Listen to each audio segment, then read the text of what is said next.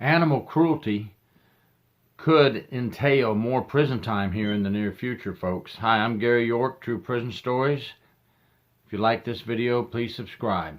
Let's get some prison beds ready in the federal government. We already have to have some extra beds in the state prisons for animal cruelty. A couple of congressmen from Florida are fighting to make it a federal offense for animal cruelty with a maximum sentence of up to 7 years, depending on the circumstances of the crime and the animal cruelty used. I have no problem with that. I do not like animal abusers, and I have no issues with that. You know, we seem to imprison everybody for every little minor thing these days. So why don't we go after some serious issues for a change? And let's go get the animal abusers and the rapists and the murderers, and let's go along those lines.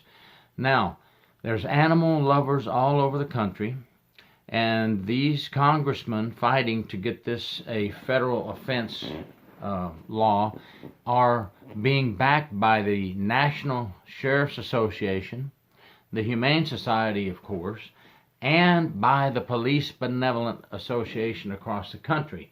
And I have a feeling as this goes on, there'll be more and more large organizations backing up this bill. And we already have state laws that people are going to prison on for animal cruelty for up to 3 years. Every state varies. Every state has their own chart and what they call a felony and what they call a misdemeanor animal abuse. So if you're curious as to what your state is charging people for on animal abuse at this time, just pull up animal abuse in all 50 states and look at the chart, and you'll see what your state does.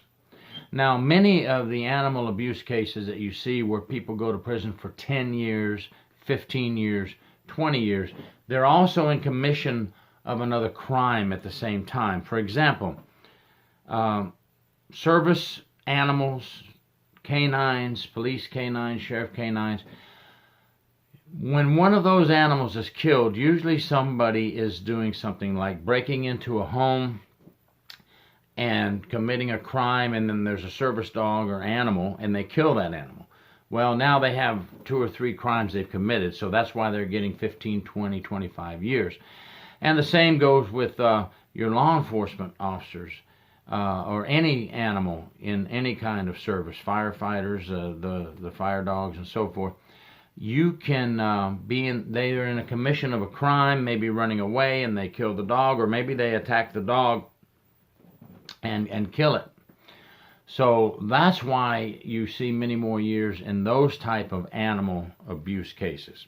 But your standard animal abuse cases in most states is going from misdemeanor to felony, anywhere from probation, which would be community service, and also many judges are placing the extra on there, no having or owning an animal for a period of 3 years, completing anger management courses, completing animal course on animal cruelty. So when these people that abuse animals get placed on probation, they need to pay back the community, they need to go to classes, they need to not own an animal for a period of time. I would hope they could get cured. If not, they should have never be able to, in my opinion, be allowed to own an animal if we can't cure them. I don't know if animal abuse is like some other cases that can't be cured or that we believe can't be cured, but it is pretty bad. If you abuse an animal, I am not a psychologist, I am not a mental health person, but studies have said that if you abuse an animal, you are very likely to abuse a person as well. Maybe not a person equal to you because you're an abuser. So in my eyes, an abuser is a very weak person.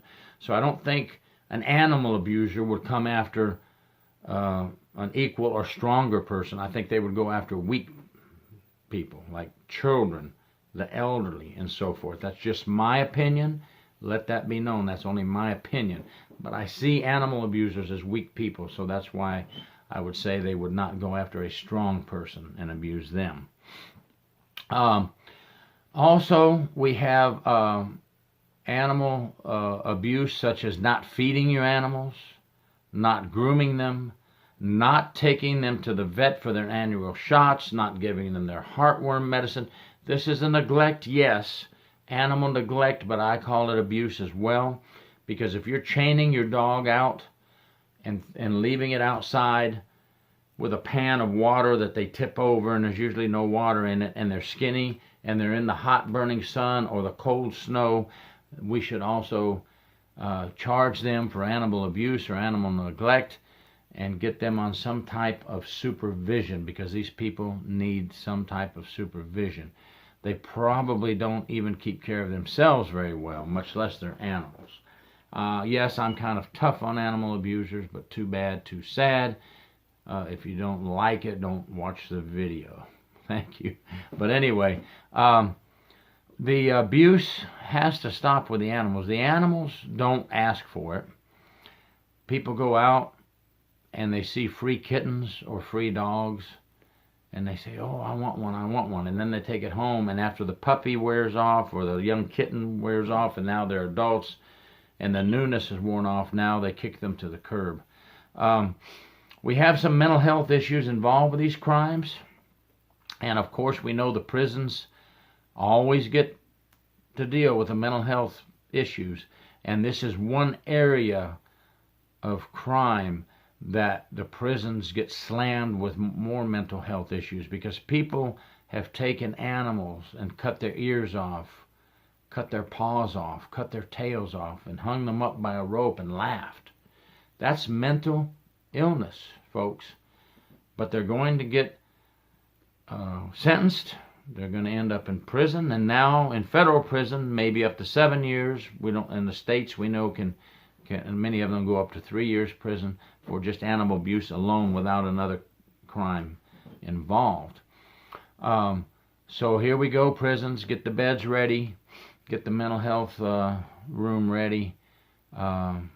We don't have the resources for more mental health, but we have to do something about animal abusers. So legislature, National Sheriff's Association, Humane Society, Police Benevolent Association, thank you for backing this bill. But could you guys also back a bill that will help us deal in the jails and prisons with the mental health inmates?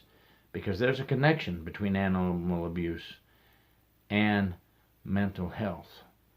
And we're already slam-packed with mental health issues in our jails and prisons. So can we all work together on that issue also? I'm for the bill. Animal abuse is a serious issue. I'm for taking care of these criminals that hurt animals and abuse animals and neglect animals and don't feed animals. But I'm also asking for help in the prisons and jails so we can maintain and house these properly, or send them off to somewhere else that can handle mental health issues. So there's a lot of things involved when you extend the length of prison sentence for animal abuse. It's not just taking care of the crime, taking care of the abuser. We have to look at all the other things that it affects in a domino fashion. So just some thoughts I wanted to put out there. I know that millions and millions of people are against animal abuse. I don't know many people that would support this animal abuse. I know many would support the stronger sanctions against animal abuse. And when you see animal abuse, do me a favor, report it to your local police agency, to your local sheriff, to your local humane society, to your local news, which would be 8 on your side here in Tampa. Or they'll come out and they'll take care of it, take care of the problem for you, and make sure something is done about it. But if you see an animal being abused, starved, beaten, tortured, don't just stand there. Report it. Report it, and let's get the corruption behind the bars. Thank you very much for watching this video. let me know what you think on this new bill that's trying to be pushed through for more prison time for animal abuse. Please subscribe to my YouTube channel, and thanks for watching.